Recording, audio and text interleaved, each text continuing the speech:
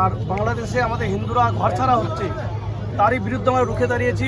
প্রয়োজন পড়লে আরও বৃহত্তম আমরা আন্দোলন করব, যেন আমাদের হিন্দুদের প্রতি বাংলাদেশে অত্যাচার না হয়। তার জন্য আমরা যা করার করব, আমরা সবাই রুখে দাঁড়াবো, এইটুকু বার্তা ছিল। আর আমরা ভারত সরকার নয়, আমরা সরকারের পক্ষ থেকে সরকারের কাছে রিকোয়েস্ট রাখবো যেন আমাদের হিন্দুরা সুরক্ষিত থাকে বাংলাদেশে, সেটা যেন ব্যবস্থা নেয়। আর না হলে আমরা আবার পথে নামবো।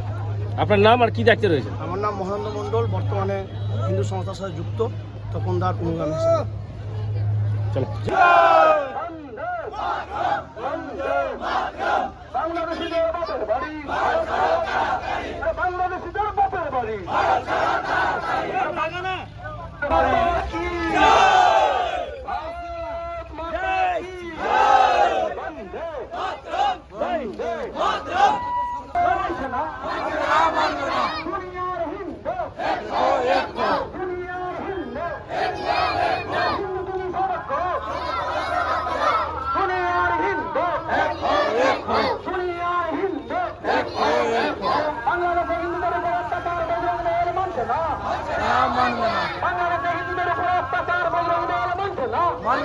মানবে না।